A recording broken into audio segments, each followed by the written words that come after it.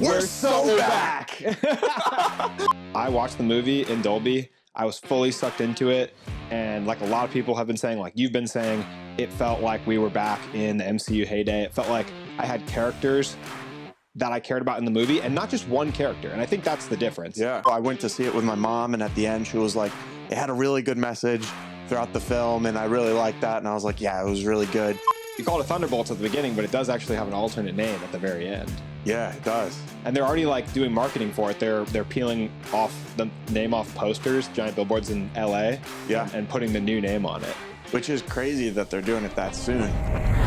Welcome to Backseat Directing, Where we talk about movies, TV shows, comics, and more. we're your hosts, Andrew and Aaron. we post new episodes every Monday and Thursday. And on this episode, we're doing a movie review of Thunderbolts. 3, 2, 1, action.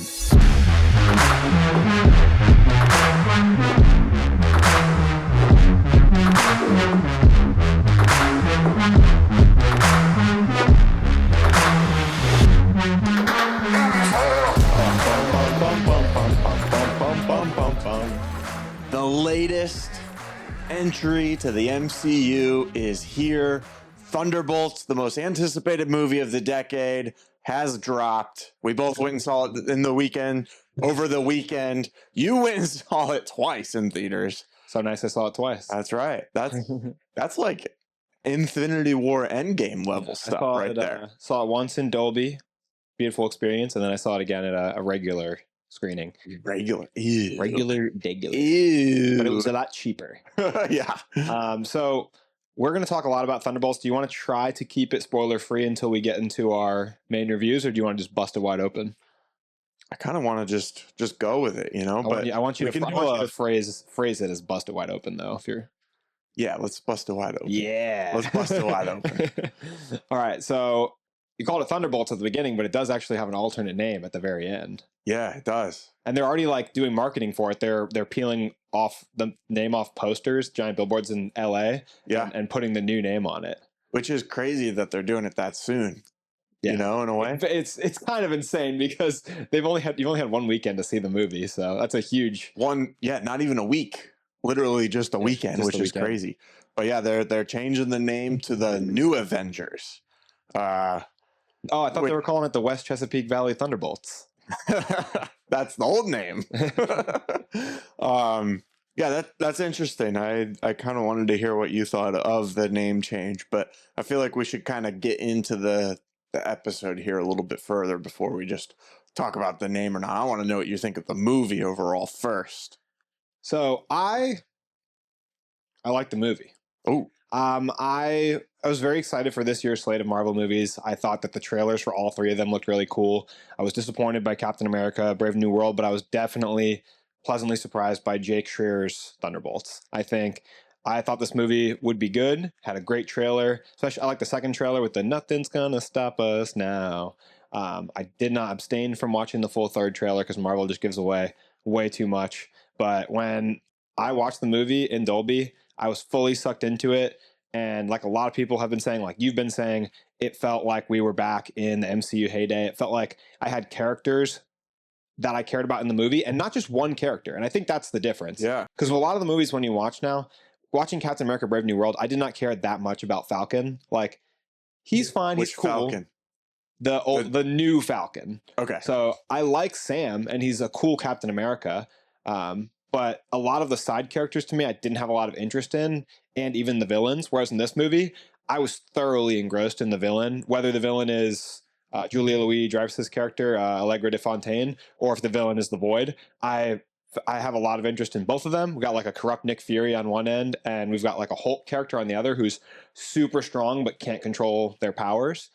Both very interesting. And then this movie, what I really, really want to get into later when we get into plot is how well this movie ties into very serious themes and still has funny moments, but it doesn't let the funny moments undercut or overpower those serious themes. Yes. Which has been a huge complaint in the MCU recently. But this movie, released during Mental Health Awareness Month, very big on men's mental health awareness, but also mental health awareness in general. Big themes of abuse, of trauma, of loneliness, depression, isolation, and then overcoming those things through the power of basically friendship, communication, or relationships. Like, going, they're fighting isolation and depression in the movie, quite literally. Yeah. So and it's not played for a cheesy way. It's not like they're trying really hard to use this message. It ties in so fluently and effortlessly with the plot that they made. So they did such a good job with that, and I thoroughly enjoyed it. What did you think?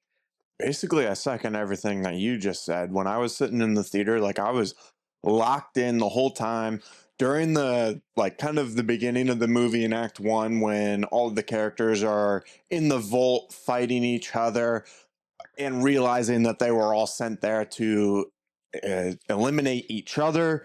I was having a great time. The choreography was great, but the dialogue was good and it was moving the story forward. But then it was funny too, but it wasn't undercutting the action. It wasn't like a goofy funny. It was just their banter between each other was funny. And I was really enjoying that. And then I think the rest of the movie was great as well. Like you said, it touched on some real world like problems and issues that people struggle with. So it was cool. I went to see it with my mom, and at the end she was like, it had a really good message throughout the film, and I really liked that. And I was like, yeah, it was really good. And those themes grounded the movie, because it's what takes those kind of serious themes it's what takes larger than life characters and brings them back down to earth, where we as people can connect with them. Right. Because they're showing these people who have these incredible skills that most of us could never imagine having, but having regular people's problems. Loneliness, just not enjoying your job, very simple problems that affect all of us, and we can actually relate. So I felt more connected to the characters than I have in a long time in the MCU. Yeah. The only difference is that they're assassins and we're accountants. Yeah. They're slaying people and we're slaying numbers and budgets. You know what I mean? So the stakes are a little bit different, I guess. But yeah, it had a great message. I do think Act 3 is a little weaker than the first two acts. I enjoyed kind of the beginning of the movie more than the ending of the movie. And we can talk about that a little bit more once we get into the ratings. I disagree, but we can talk about it. Okay. My favorite moment of the movie is in the third act. We'll talk about it in plot. Okay, cool. So let's go ahead and dive into our review, starting with the ratings, earnings, and creators of the film. Before we do, I want to say thank you so much for watching. If you're watching this video and you're not already subscribed, make sure you hit that subscription button and notification bell so you don't miss any of our episodes. What are you doing? What are you doing? What are you doing if you're not subscribed? I think we have like a 99.9% rate of people not subscribed who view our content. So something like that. If you want to see more, hit subscribe. But let's go ahead and get into this movie. It came out in 2025, rated PG-13. It's 2 hours and 6 minutes long. IMDb right now has it rated at a 7.7 out of 10. For the Rotten Tomatoes tomato meter, so that is the critics, it's at an 88%. And then that has 272 reviews. And then the popcorn meter, which is the audience meter, is 94%. With 5,000 plus reviews. So people are going to the theaters and they're really enjoying this movie right now, which is good to see. Proud to have this little darling on my box office team. Yeah. Go ahead. Explain the box office. So every year, me and Aaron do a box office draft. We each go back and forth drafting movies until we each have a team of 5 movies and 1 backup. And we take the total of our 5 movies that are on our team, the total of those box offices on IMDb, create our bank. Whoever has the bigger bank at the end of the year wins. Yes. So Thunderbolts is on Andrew's team. So he's hoping it makes as much money as possible, which brings us to the budget and box office. So far for opening weekend, the budget of the movie was $180 million. And then the box office so far for weekend 1 is $162.1 million. So pretty solid, almost made back their whole budget minus whatever they spent on advertising, which seems to be a lot. There was a lot of advertising for this movie.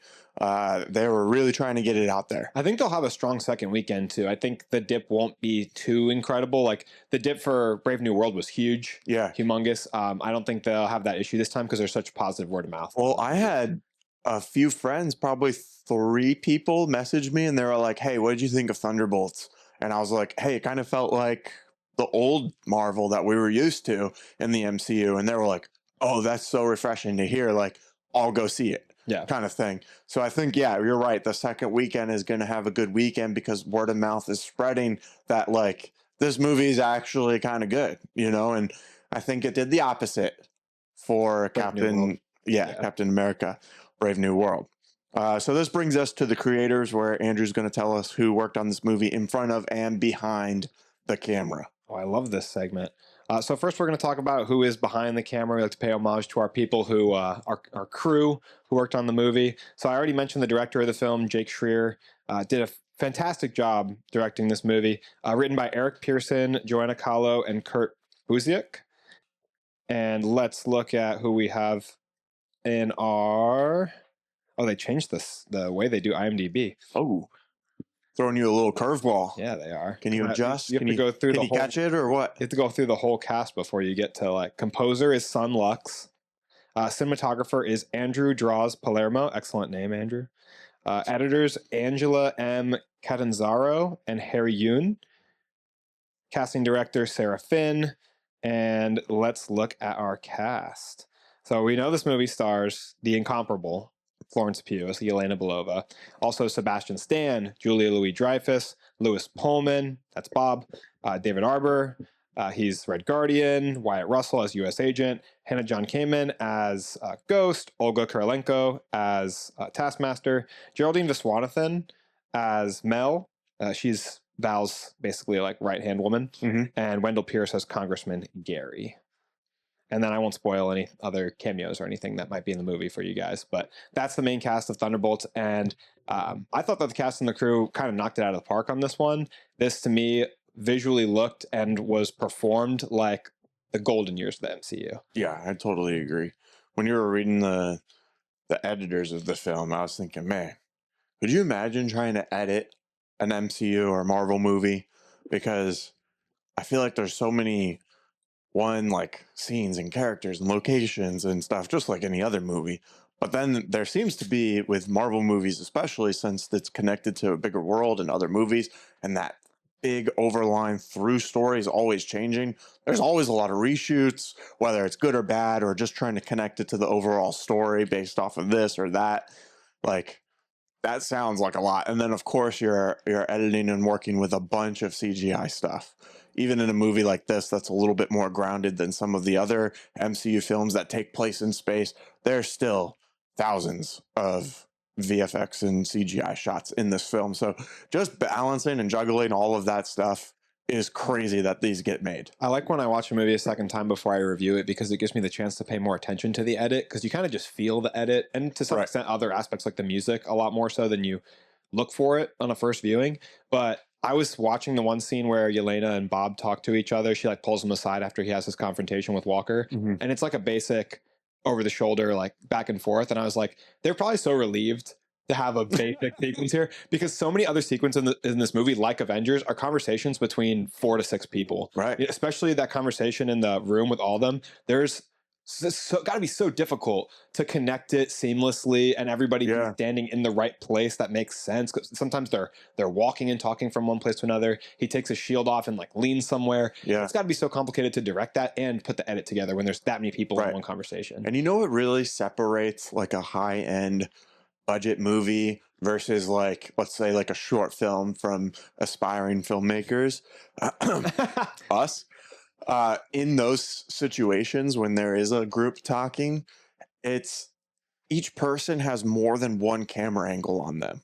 You know, like a lot of times due to restrictions of gear and time and all of that, like it's hard for smaller filmmakers to, you know, get a parallaxing shot of one person saying one line. You know, that we don't go to that shot ever again, you know, and it's like we have a 10-minute dialogue scene, you know, like a lot of times it's like, all right, we got our close up here on you, close up on me. We got the wide, maybe establishing shot like of the place that we're in, you know, but with this, they have multiple angles on the same character. That way, when it's going back and forth, the whole conversation feels like refreshing. And there's a whole lot of elements we don't think about. Like there's tons of shots in this movie where they'll show 3 characters, right? So they cut and the focus of the shot might be on Walker, but then Ghost is on the left side and Yelena's on the right side, and all 3 characters are in view. They're all lit well. The background's lit well. So you got to consider the blocking, the lighting, the positioning. They're filling up the frame, and it's just so cool that there's so much of that goes into simple things, and it draws your attention to them all being in the room together, Yeah. as opposed to doing a closer shot that only shows the one character. Well, yeah, and what they're doing a great job too is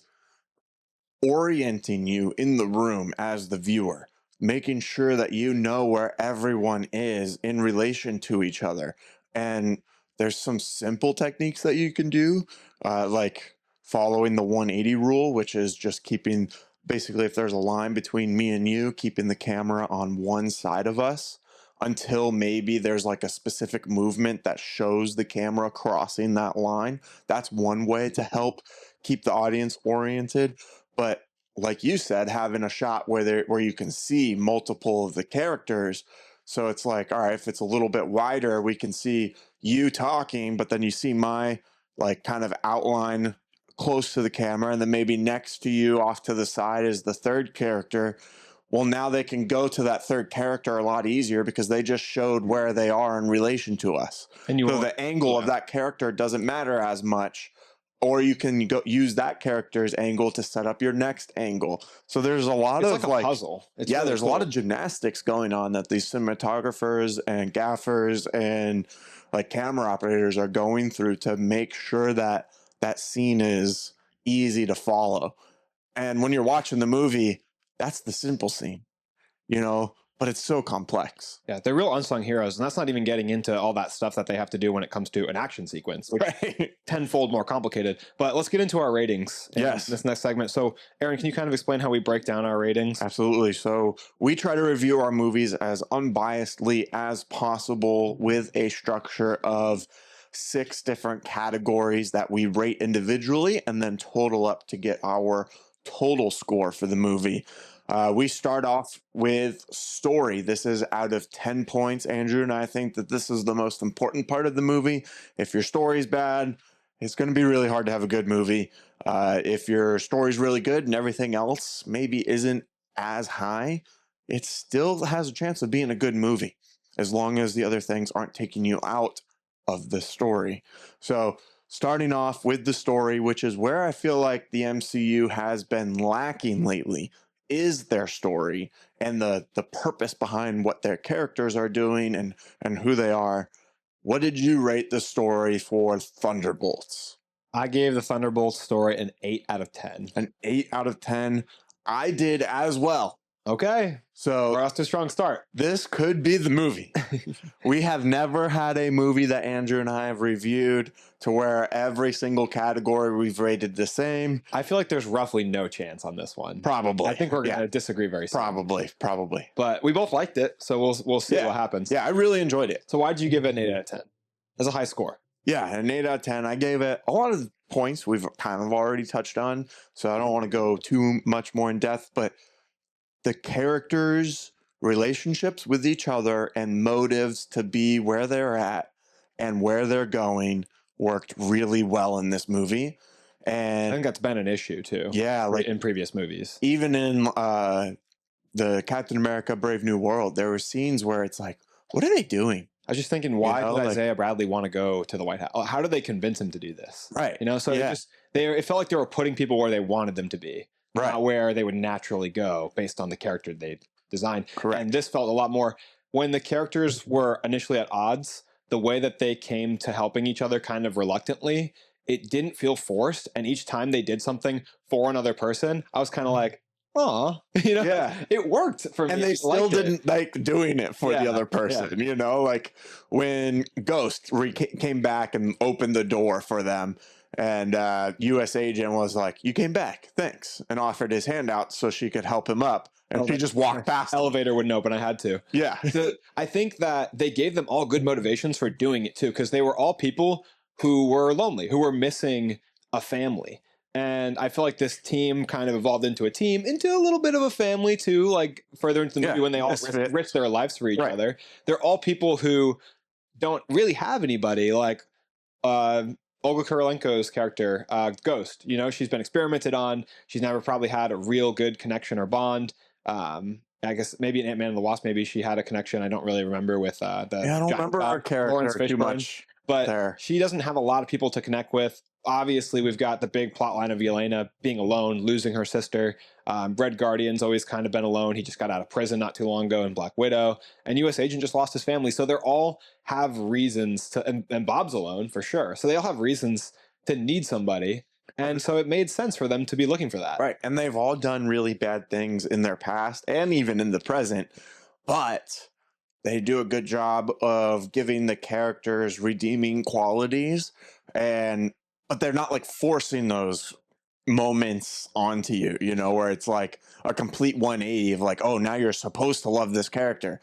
Well, no, like even at the end, I still like don't know how to feel about US Agent or, but I enjoyed him as a character a lot. And the movie continues to remind us that they've done terrible things. The movie doesn't shy away from that and try to soften that blow at all. I mean, at the end of the movie, which I'll say now that we're in plot, the reason I like the third act of the movie so much is partly because of the scene between Red Guardian and Yelena. It's super emotional conversation.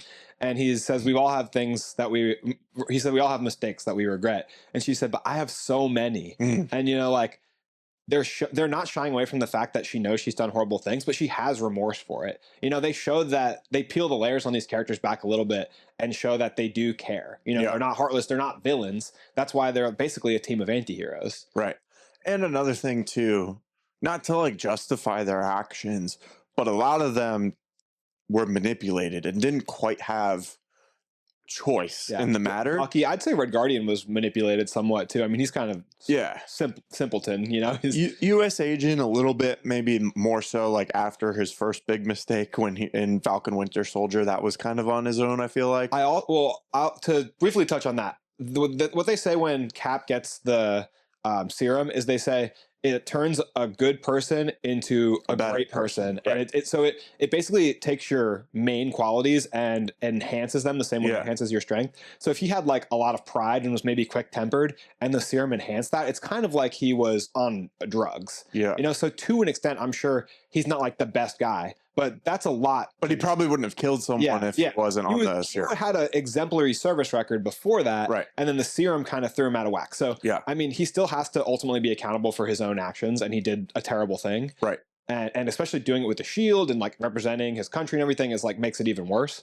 But he was basically under the influence, I feel like. Yeah.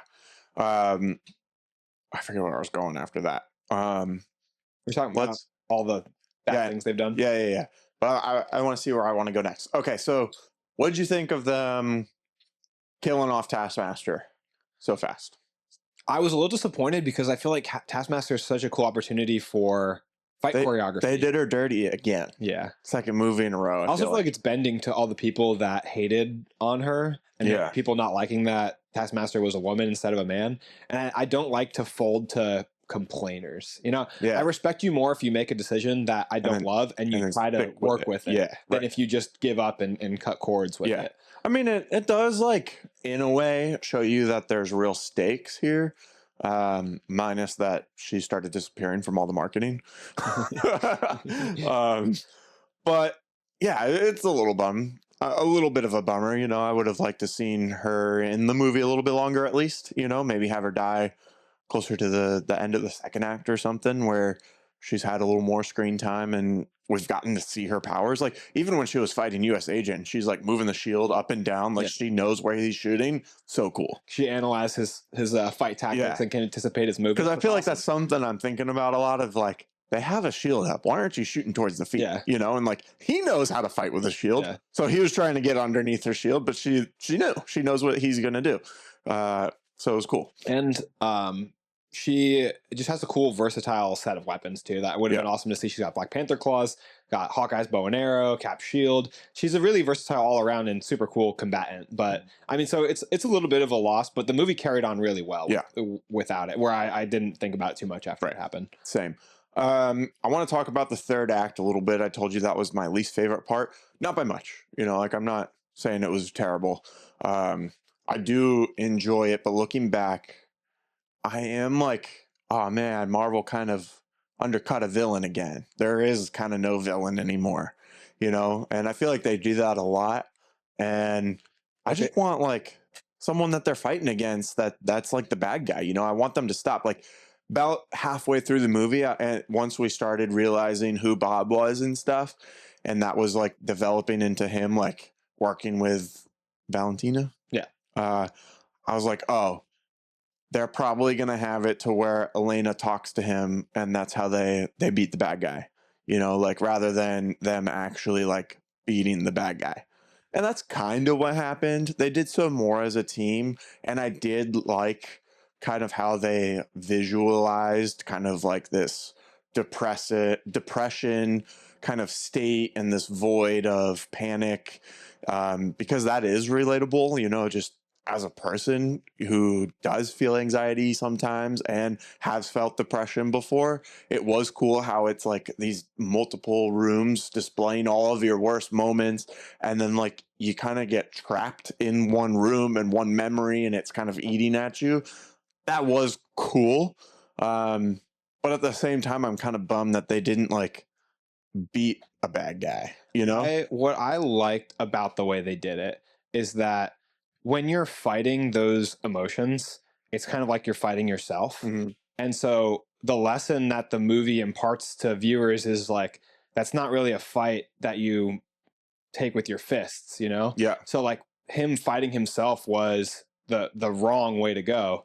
And instead he had to kind of let go of some of those emotions and take on that vulnerable state of putting yourself out there to other people. Yeah. And I think that the movie touches on it, and I'm sure you're not saying like that any of that is wrong either, but I agree with you. It's cool to see a fight scene, and it's frustrating when in the last movie they just had like a talking conversation with Red Hulk instead of winning the fight as well. Right. But I feel like it actually fit in this movie. Yes. And so that's why I'm not bothered by it, because Red Guardian has a great line he says to Yelena, my favorite line in the movie, where he says, "When I look at you, I don't see your mistakes." Mm. And that's like such a, like, I get kind of chills thinking about it, because that's, if you could look at yourself in your worst moments through the eyes of your loved ones, your friends, your family, or like a parent, you wouldn't be looking at yourself with as harsh of a lens as we look at ourselves in the mirror. Right. And like, that's why the movie's telling us like to open yourself up to people and to lean on friends and use those people to help you, because they see you in a better light than you see yourself. Like when, like he says too, Red Guardian says, you look at yourself, you only see the bad. And Yeah. and a lot of times like life just feels like that, you know, and it's hard to see the good. It's hard to see the good in general, but it's really hard to see the good in yourself. And so the way that they win is they're all he's trying to punch himself, the Void, and everyone jumps up and grabs him, and which is so sweet and emotional too, because like Walker grabbing onto him and hugging him too, you know, like the last person that you would expect to. And he just has this community of people all around him hugging. Also, this cool twist on the poster, where the poster with all their heads are like smushed together and they seem like uncomfortable, like they're being jammed together as a team. Now they're all wrapped together in this big hug where they're trying to save him, and that's how they defeat the villain. I thought like that was pretty good. And they had so much good foreshadowing in this movie with stuff related to that. I mean, from like one of the earliest scenes, Red Guardian talks about Yelena's light. He said, "Your light is dim even by Eastern European standards," or "You used to walk into a room and light it up."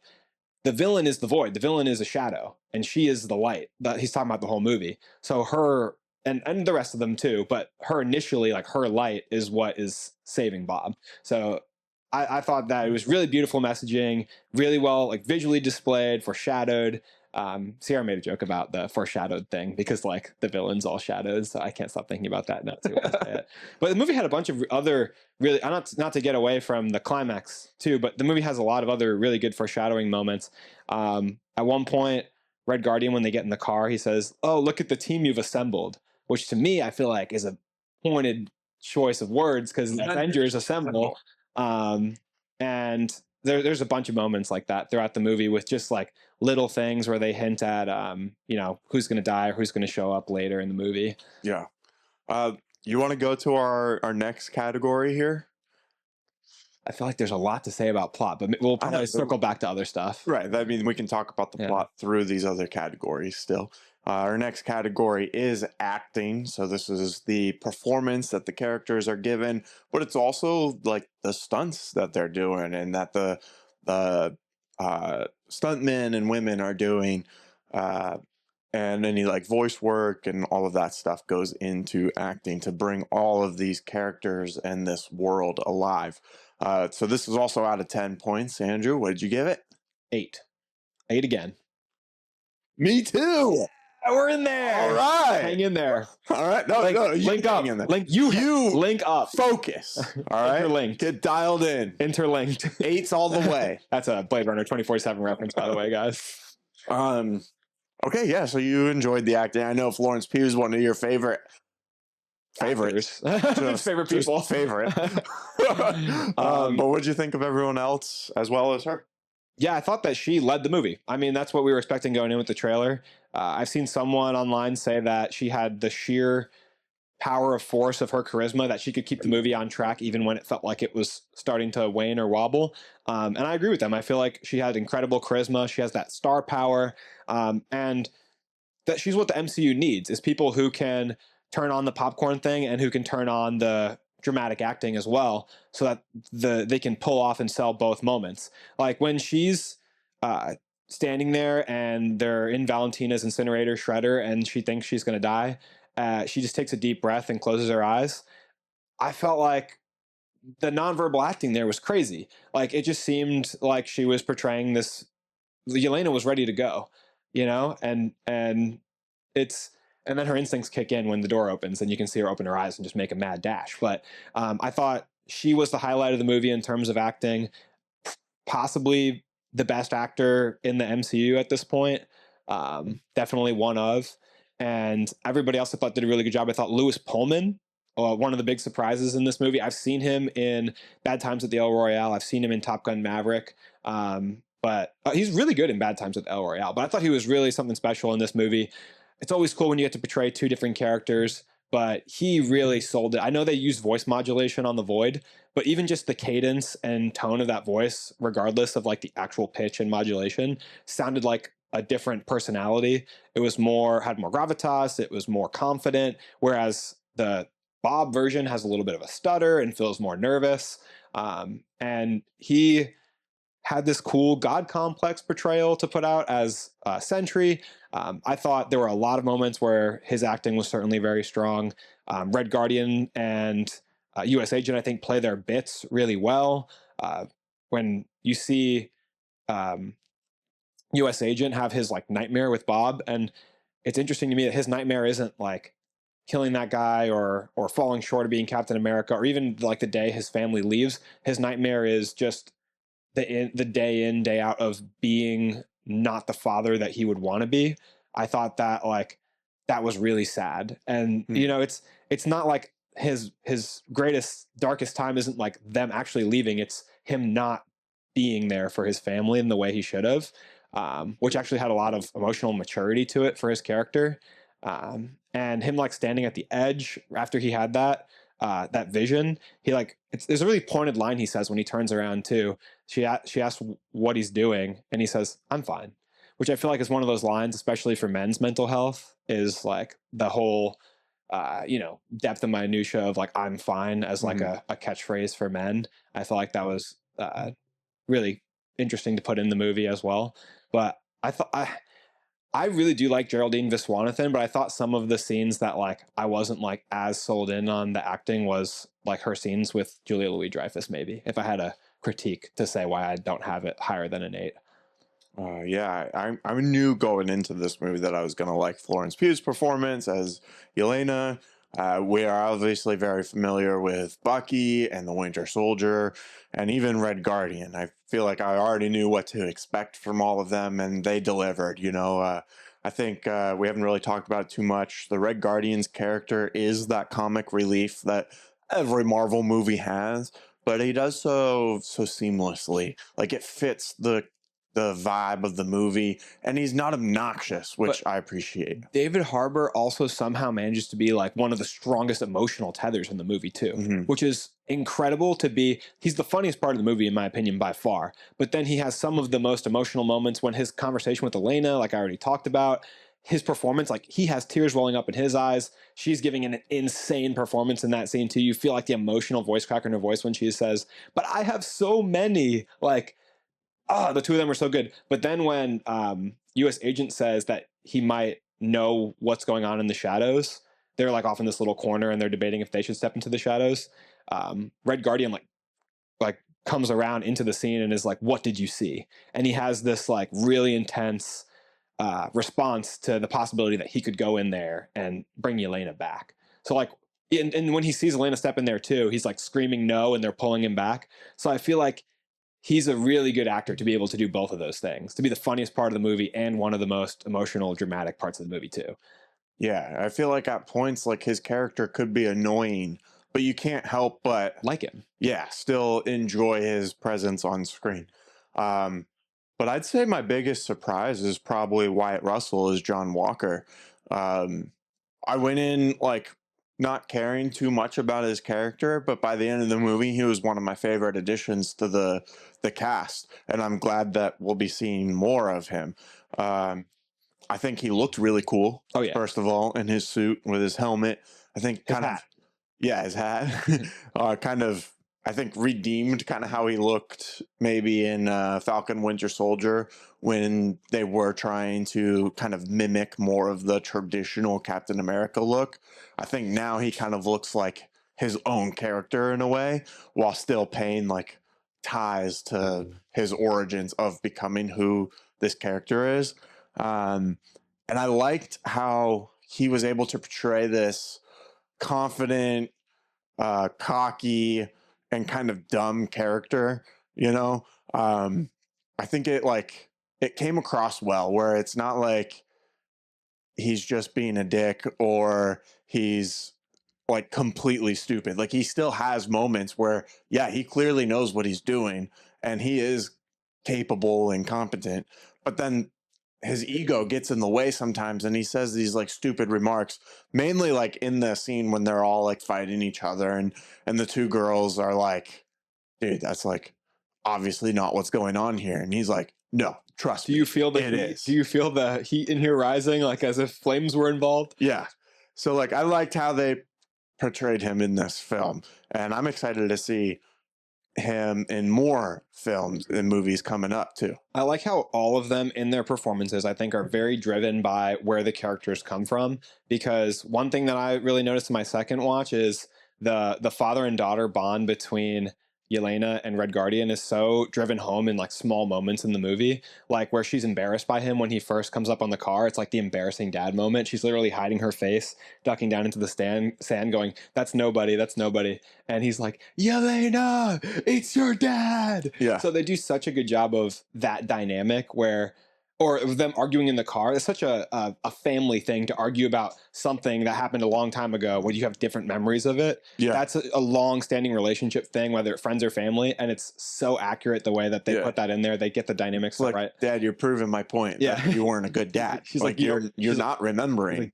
She's like, you need to sleep right now. But then also the U.S. agent motivations, where comes from being a soldier, like the way that Ghost hops out of the car and they use that like sound device to disrupt her power. She like falls down. He pulls her quickly back grabs her, just yeah. like a soldier. You know, like this is not his chosen team, but he has those immediate reactions to like grab somebody by their. That felt very military to me. The way he grabbed her and pulled her back in.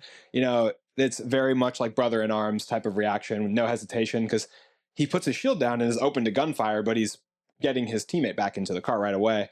And he has multiple moments like that where he's trying to be part of a team, like a unit. When not Black Widow, but Yelena comes up with her plan, he's trying to wait there for her plan, but eventually he just can't wait any longer, and he's like, I have to do this myself. Right. But there was one other dynamic. Oh, I feel like I don't want to say it too soon because she just lost her sister, but I feel like Ghost and Yelena had almost like a sisterly or like girl friends dynamic, because they were both ribbing and giving amongst men. Yeah, Yeah. they were giving Walker a hard time in the car when he pulls out his gun, and they're like, "Oh, it's very big, very long." Yeah. Like they're like on the same team against him. Then I thought that was really giving him a hard time. Yeah. Let's go on to our next category, and I'm interested to talk about this one. This is cinematography. There's so much that goes into cinematography. We have all of the camera work and camera movement. The lighting, we were talking about framing and the edit as well. And then we also, for our category, include all of the VFX and CGI in this category too. So there's a lot going on, especially in a Marvel movie for this category. Out of 10 points, Andrew, what did you give it? I look, you want to change my answer last minute, but what I originally gave it was an 8 out of 10. Really? I'm curious to what you want to change it to. I kind of want to move it up. I gave it an 8 out of 10 as well. Okay. So so far, 8's all the way, baby. This is something that we're in sync. We're good. We're doing the best, some of the best we've ever done. But I could see changing it up even a little bit higher, because on the second viewing, I noticed even more shots that I really liked. I think I did see one person complain about the color grade, saying that, just talking about the palette of the MCU, they said, I think it was in McNeil, if you're watching, it was in McNeil's Letterboxd review, saying that the grayed out color palette of like modern MCU movies, I guess since, when would they have started it? Like Infinity War? I mean, maybe even as far back as like Guardians. Well, I feel like Guardians is very colorful, especially compared to all the other ones. I feel like Winter Soldier is maybe like maybe that's where it started. First some movies have like dulled out, but I don't know. I don't agree with that. It doesn't bother me in the movie, and I don't use it as one of my complaints. Honestly, that's why I could see raising it higher, because I'm trying to think of negative stuff about the cinematography, and I'm mostly coming up short. I think there's some CGI that isn't like, the absolute best CGI, but I think all of it passes. That's what I wanted to talk to you about, was the CGI, because I feel like you've been complaining about CGI as a whole in a lot of the movies that we've seen recently or whatnot. So I wanted to see kind of where this stuck out to you. Like I was like, oh, like, well, they did, because we were talking about Superman and how they have to, or not Superman, sorry, Spider-Man, and how they're going to have like a pretty quick turnaround because they're like just now kind of getting into production and it's supposed to come out next summer. Brand new day. So we were talking about how quick of a turnaround they have. And I was like, well, yeah, they did. They were able to do a quick turnaround with Deadpool. And your first thing was like, yeah, but the CGI was pretty bad, actually very bad. So I'm interested to see. Sierra said very bad. I don't think you said it too. I don't think the CGI in Deadpool and Wolverine is like horrible. I think there's some. I said that there's some rough spots. Very rough spots. Yeah, you emphasized it. But anyways, what did you think of the CGI here? I thought it was really good, and I also thought they did a lot of really practical scenes that helped a lot on selling the action. Like that desolate desert road. I mean, they flipped the limousine, they flipped the armored trucks. They did a lot of that stuff practically. The shot with Florence Pugh dropping off the roof is actual shot of Florence Pugh doing that with the rig removed in post. The shot of a base jumper falling down the building, the wide, is an actual shot of somebody doing that. So tons of practical stuff in there. And the exploding the building is a real shot too, which is insane. But then her falling through that mirror and like landing on or not the mirror, but when she like crashes through whatever and lands on the table is a real shot of a stunt double doing that also. So tons of practical effects and practical stunts.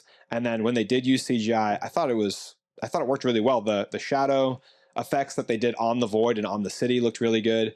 The only part where I feel like I noticed it a little bit in a negative light is Bob's reveal of Sentry in that fight sequence. I feel like it's a little bit more noticeable in some of the like ragdoll mechanics of the humans. Yeah, I think that probably the majority of that scene was all CGI. But it's not that bad. No, it's pretty good. Yeah, it's pretty good. Yeah, it's pretty good. It's just it's just the only part where I really noticed that they were using CGI. I feel like you really notice it because it's something that doesn't happen in real life, so like you can pick up, your brain like naturally picks up on things that feel like a little off, especially when you're someone who reviews movies and is kind of looking for things to be wrong, off. But I feel like also the Void's appearance where he's all blacked out with the eyes, that's CGI as well. And that just looks really good. Mm-hmm. And I don't know. I don't know how I feel about it, to be honest. I love it. I think it's super awesome character design, and it looked great to me. Yeah. Let's see what else in a way too, but probably hard to actually accomplish. Yeah, I really liked the edit we talked about. I liked kind of all of their composition and their camera shots that they got. I don't think anything was like over the top camera movement wise. What about the top? What about that top 10 view of Florence Pugh in the opening as she's taking out all the guys in the hallway? That was tracks pretty cool, with her the yeah. whole time. That was pretty cool. And they took the whole fight from one angle as a oneer, which is super cool. Yeah, that was pretty cool. And creative to take it from that angle. But yeah, I really enjoyed the cinematography of this movie. I could pick out a bunch of shots that I really liked. The shot from behind Bob, that as he like gets up off the ground after being riddled with bullets by like a firing squad, and then all the lights are like flaring at the camera from the strike team's guns. You get to see Bob from like the back looking all imposing, and then he starts to float, and they have this what's it called, insert shot, close-up shot of his feet just off the ground. The sand is like blowing away from the power of him flying. I felt so like momentous. I felt the momentum of the scene. Like, Yeah. But I could lean forward in my seat because it just felt the power. They were so patient in that moment, taking that shot, that low angle from his feet, and like so good. And the shots in the darkness when all the strike team's coming inside with their red lights on. I think they did a POV shot from inside somebody's mask at one point of like the infrared view. They did a really cool shot after the firing squad shoots. This is like a really cool sequence. I'm picking it apart because it's so cool. But they did a shot along the ground of all the bullets that they had fired. The shell casings on the ground. Yeah. And it highlights how many bullets they fired, but it also just looked delicious. It looks so good. There was there's a lot of that wide shot of the base jumper down the building. That was like a Mission Impossible shot. Super cool. Yeah, that was cool. Getting actual Florence Pugh, a shot of her actually dropping off the building, so sick. Yeah. Would you do that for a movie? I would think I would want to, but and then you get up there and you're like, it's a little higher than I did the sky swing. I've shown you that picture, right? Yeah. And that was insanely scary. I was super nervous to do it. So I think I'd be pretty nervous, but I think if I could do that, I could probably do the same thing too, with enough assurances. You know, on the Marvel movie with the safety team's probably very well compensated. Yeah. If I was doing something, if it seemed a little sketchier than that, I definitely would. Like if it was just for one of our short films. Oh no, not at all. I'd be holding your hand while you hold the camera in the other hand, leaning me out over the edge. Would you do it? I would like to think so, like you said, you know.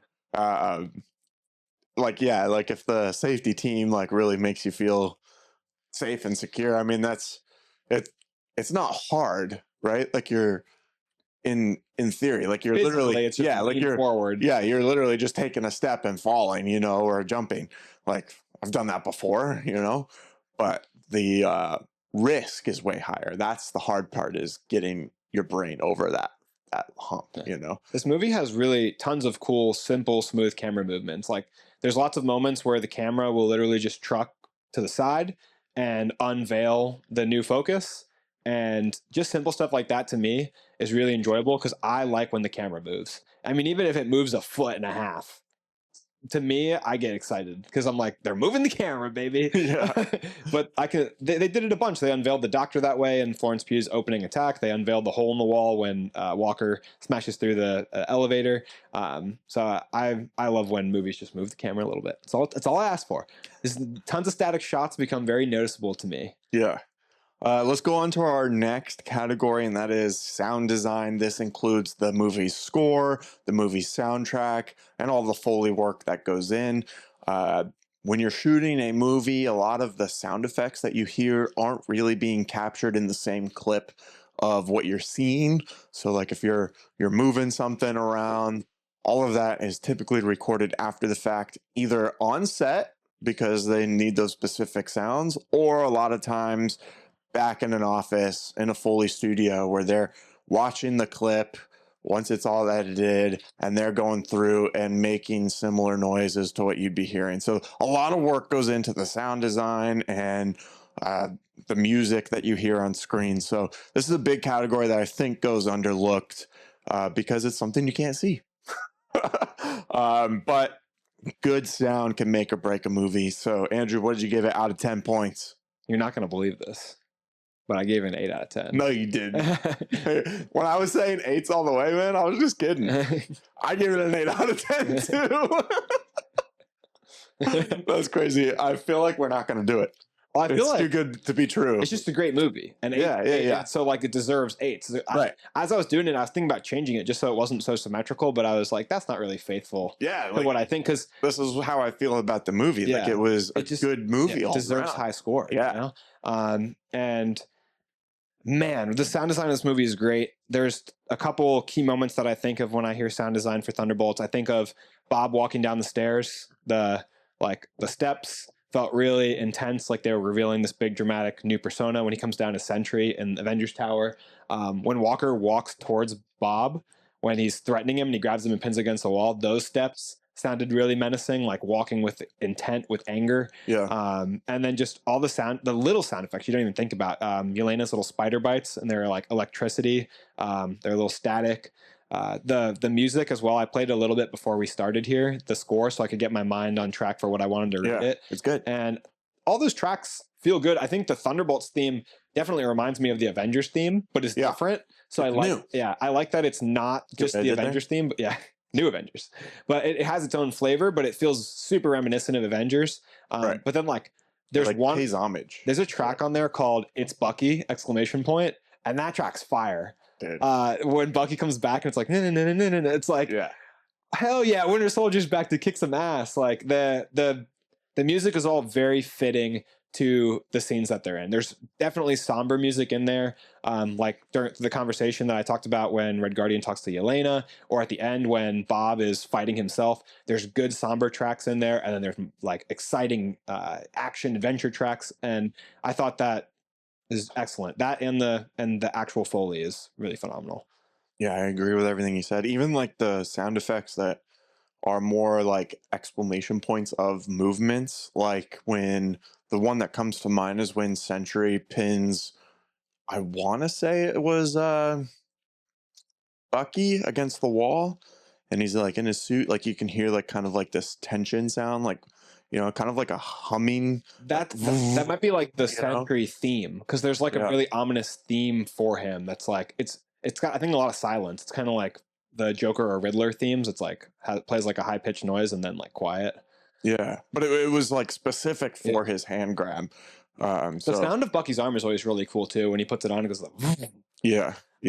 There's a bunch of really great sounds in this movie. The like sound of the darkness, like, or whatever, it has like a little bit of a sound when they get shadowed. Yeah. So there's a lot of really cool, just the Foley's super creative in this movie. I'd love to see behind the scenes and see how they like design the shadow sounds and stuff like that. Oh, and Bob's voice, like I talked about before, the Void voice, it has like a voice modulation to it, and it sounds super, super cool. Makes him sound a lot more menacing. Yeah. All right. Next category is set and character design.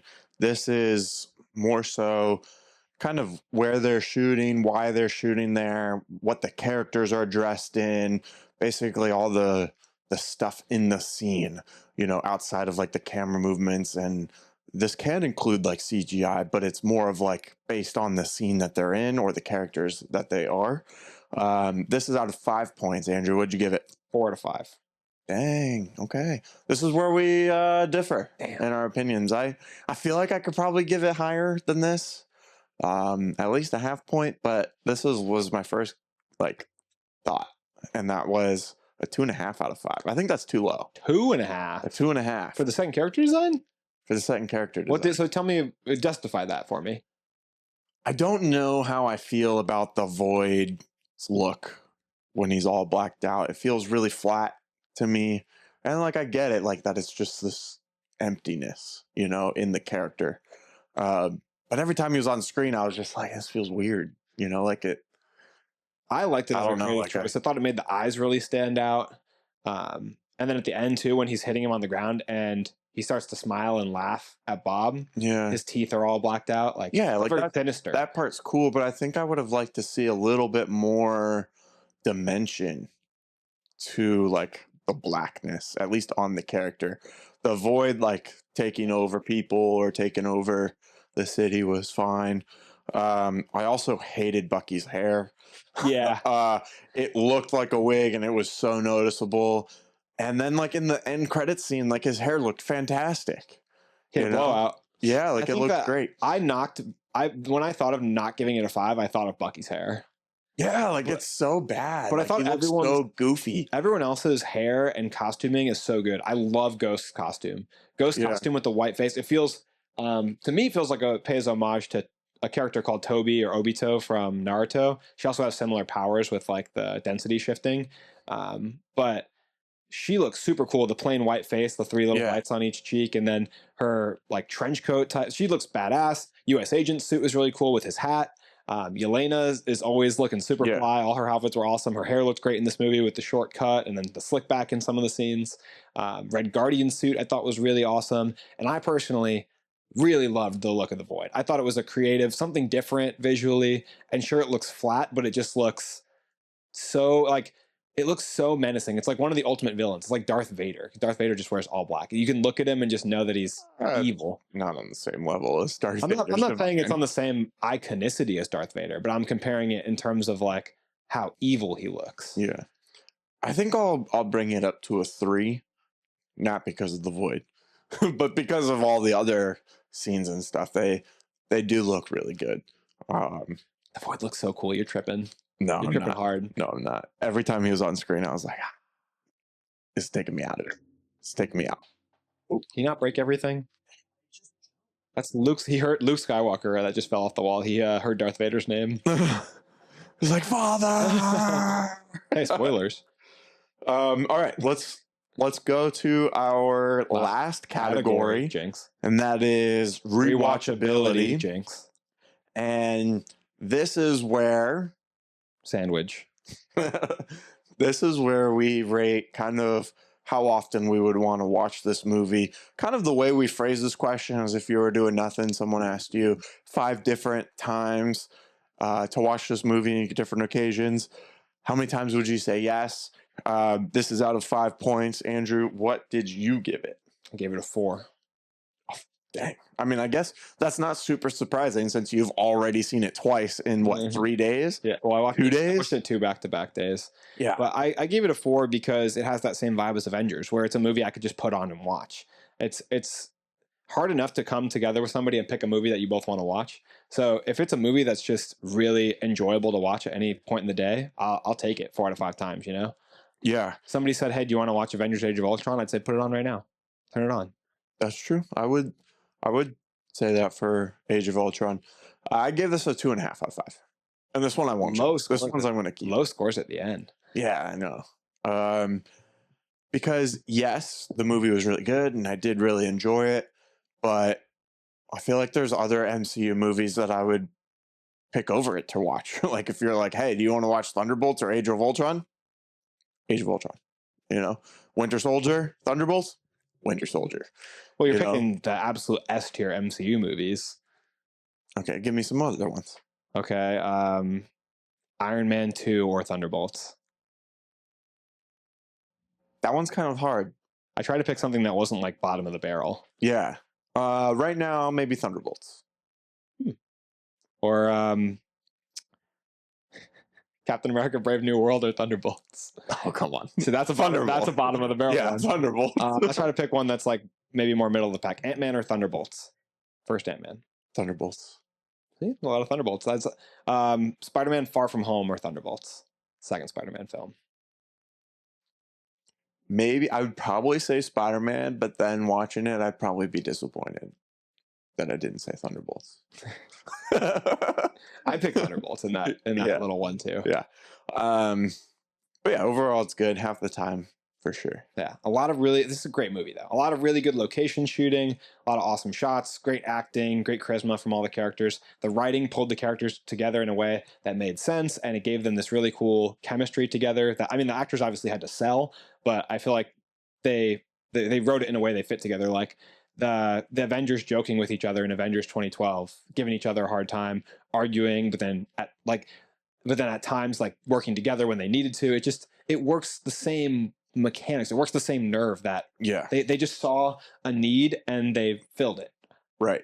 And the fights were really good too. What I wanted to talk about with the fights that made them so good, and I was talking about this last night in my second viewing, is they have all characters who are human-esque, you know? I mean, I think a big negative of Captain America Brave New World is when Sam is fighting Red Hulk is such a beast that Sam is basically just like shooting things at him and throwing things at him, trying to get him with the wings or get the red wing thing to shoot at him. Like, we get cooler stunts and fighting choreography when super little more soldiers are grounded. fighting. Yeah. Yeah, it takes things more to the ground. There's more grappling, there's more hand-to-hand combat, the shooting, the like throwing of the shields. But that's also like the director's decision making too, and the team that's choreographing the fights, because it's very easy to make a super soldier do all these other things because they can do more, you know, like he can technically jump from wall to the ceiling to the wall, you know, like he can move around a lot more than how they're showing him to, but they choose to keep it more grounded. And I think that's why it works, is that they're not asking these characters to do anything that visually would throw us off. You know, they're keeping it all like realistic in a way. But I also just like it better. Like Doctor Strange's fighting is far less entertaining to me than the fight scene between all of the super soldiers and Yeah. Widow and Ghost. Yeah. Their fighting is so much more entertaining to me. How much do you think U.S. Agent was holding back on Elena though? Well, Like a lot, right? he was his target though, so he shouldn't have been holding back. Plot armor. He was. Plot armor was protecting her. Yeah. I guess they want you to believe that scene where he's like on top of her. I guess they want you to believe that her gauntlets are what's protecting her more from his strength, because he used his shield to crack open that like 2-foot thick cement wall. He should be able to like snap her. Yeah. But they also say at some point in the MCU that Black Widows are enhanced. They're just not enhanced to the same degree that super soldiers like US Agent are enhanced. Yeah. So like she would lose obviously in a contest of strength, and she has to kind of win with her fighting skills and acumen. But it's still cool though. Yeah. And They made it very believable. Throughout the whole film, they didn't have these characters do anything that was like, hey, that doesn't make any sense, you know? Kind of like the Wonder Woman, like swinging, like just looks like she's in a frozen ENG position and being pulled along. Like there was none of that. Like all the physics looked and made sense. Maybe other than when Elena's running up to the void, when Bob's punching them. I think there were some awkward little flips in there.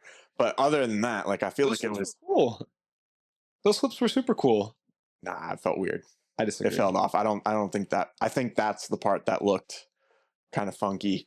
But I did enjoy the fight with Sentry and all of the Thunderbolts. You know what's a shot I really like that I forgot to talk about in cinematography is there's one when they're in the vault and all the characters are walking in like this X pattern across each other, and the camera is just sticking with one movement as they each cross through it and say their little line. And it's cool. They all like walk through it's the one where John Walker says, we're looking for not stupid ideas, Bob, but it has this cool flow to it where everyone's moving across. Yeah, they did so good with that scene. This brings my overall score to a 7.5 out of 10. What does it bring yours to? Mine's an 8.0. Every one of my scores was an 8. An 8. 4 out of 5, so basically an 8. Yeah. So when I was saying 8 across the board, you took that to heart and ran with it. I gave it a 4 out of 5 stars on Letterboxd, so I feel like this is accurate to how I feel. Did you think I was going to be higher or lower than you before we like started recording? I thought you'd be lower. Yeah. I feel like when I talked to you about it, your reaction was positive, but maybe not as positive as I felt coming out of the theater. Yeah. I do really like this movie. I want that to be clear. Your score's pretty high. Yeah. What was it, a 7.5? Yeah. Pretty decent. 7.5 is like almost a C plus, but I mean, 8.0, to be clear, like few movies in our scale really surpass an 8.0. Right. You have to do really, really well in all these objective categories, because I can see a movie I love and give it a 10 on the plot, and then maybe it's like a lower budget movie or something, and it loses points in these other categories, you know? And it brings it down. Brings it down to like a 7 or something. That's kind of why we have these categories in a way, you know, to really pay attention to all of the steps that go into filmmaking, because we are aspiring filmmakers, and we've, through our few little projects that we've worked on in comparison to a giant feature, we know how hard it is to make a movie. So that's kind of like our idea behind this rating scale, is to like rate everyone's kind of contribution to the film, because a lot of people overlook what goes into making a film. They just kind of go off of a feeling, which is totally fine. Yeah. But Hey, that's in Chris Nolan's words, you know. That's Yeah. literally what he said about Inception is Right. don't think about it, just feel it. Yeah. But we wanna bring attention to all the aspects of the film. I do want to ask you before we kind of close out here, future of the MCU. Your thoughts after watching this movie? We kind of go through this question every time a new MCU movie comes out. Sometimes we're down on it, sometimes we're up. What's your thoughts on the future of the MCU? And then also compounding in what we saw in the post-credit scenes. I mean, obviously right now we're at a higher point than we have been in a while. Crazy how one movie can do that, right? Yeah, but that doesn't necessarily mean everything else is ironed out. Yeah, everyone goes, we're so back as soon as one good movie comes out. Yeah, maybe we should say that for our intro. Ready? Yeah. 3, 2, 1. We're so back! Zoop! Got it. But yeah, I don't know if I'm ready to say that yet. You know, like how I was talking earlier, how editing one of these films is really hard because you have this like through story that's going through multiple movies that's always changing. There's still a lot of things that happened recently that haven't been that great, but they're still like part of the canon. So it's going to have to be incorporated in somehow. And the next movies coming up are all like big ensemble movies. So it's not easy to balance that, you know, balance the character development, the time that you spend on screen with each of these characters. And then like now there's 2 Avengers teams. Like, how is that going to play off of each other? How big of a role is that going to have in the next movie? Or is it going to be brushed upon? I like how this movie didn't really focus on that too much until the end. They didn't focus on. They're just like, let's take standalone. Yeah, we're going to take this contained story and tell it, and then at the end, now they're the new Avengers. Now that is part of that's important development going forward. Which is how they used to do it. You know, it was kind of like there's little pieces at the front, maybe in the middle, sprinkled in there of like what's going on around them. And then at the end, it like leads into the next project or the next like few projects. Whenever they tried too hard to force it, like in Thor Dark World, they like put the ether or whatever in there. It kind of messed with the movie's plot, you know? So it's just a tough tightrope to walk. Well, I think more so like Daredevil Born Again. You know, like, I think a lot of it made like some of the scenes a little clunky and awkward, you know, like when, you know, you had like this pop, like look at the, you know, like a lot of times I think it's the forcing in new characters that gets me. Like in Black Panther Wakanda Forever, like how they have to travel to go like find Ironheart. Really felt like they're trying to put a new character in there super hard. You're already spending a whole movie. You got to introduce us to the new Black Panther. You get focus on that. That's super important. Right. And yeah. Exactly. Like they could have probably figured this out without her, you know? So they've got all the most advanced technology in the world. Yeah. I don't remember that movie that well. So the after credit scene, the second one, where the characters are being the new Avengers, they're complaining about how the Avengers are, you know, kind of going after copyright stuff, which is like, are they like the boys? Are they selling merch and stuff? Sam like Wilson is stupid, litigious man, but I have solution. I am smart man. Avengers with a Z. And then when Elena's like, this is why we're Avengers with a Z. That's funny. So this is why we are Avengers with this. But that whole scene was directed by the Russo brothers on the set right now for Avengers Doomsday, which is in progression of filming right now. So that's a very new addition to this film. I think the scene was very well done. I think Bucky's hair looked much, much better. That scene did really feel like the Russo brothers' sense of humor. Like, it felt like Avengers Infinity War with the Red Guardian fits into that so well. Right. But then with Bucky and his little jokes with like Yelena where he's telling her what to do and she was like, I was going to do that. Like that feels reminiscent of like Thor on the Guardian ship. But it's, it does. But it still feels like how the characters were in the movie that we just watched. It was good. You know? It wasn't unfaithful to the characters' personalities. So it is, I am excited to see what the Russo brothers got in store with us. And then of course we have Fantastic Four coming up as well. So kind of what do you think heading into these next few movies? I think Fantastic Four is going to be a home run, or I'm excited for Fantastic Four. I am expecting to like Thunderbolts more. And I'm worried overall about the state of the MCU when it comes to the cast list that they've set up for Avengers Doomsday. Huge. It's insane. It seems to me to be too much. It's like a hat on a hat, and I don't see how they can focus on the plot while also giving all these characters like even appearances. Let alone, I'm not worried about them getting equal screen time. It's like, how do you even have this many people show up? Yeah, It's going to have to be more just characters than some movie has with extras. seriously. It's going to be just the if it's just like a final battle scene like Endgame, then it's like, kind of, is it worth it to bring all the Fox people into something like that? Is it worth it to announce all of it Yeah. beforehand? You know, like keep that a surprise. That would have been cooler. They've juggled a lot of characters in Infinity War, but I think this is more. Endgame, yeah. Yeah, so we'll see. Endgame for sure. There was this many, if not more. Well, But Endgame, I think, arguably less unless you go to the last scene. Yeah. A lot of people are snapped into the last scene. Well, that's what I'm saying. Like overall, like the amount of characters that show up at some point is probably on the same level as Endgame. So, are they going to do that kind of approach? You know, Because we've only lost what? Iron Man and Captain America. So it's like 2 down, and then adding in 20 new characters from Fox universe. Yeah. What did you guys think of Thunderbolts? Is the MCU back? We're so back. Or are we kind of right where we have been? We're curious to see what you guys think. If you want to join on the conversation even more, you can click the link in the description of this video to join our Discord. Andrew, what is the Discord? The Discord is this great magical utopic utopic land.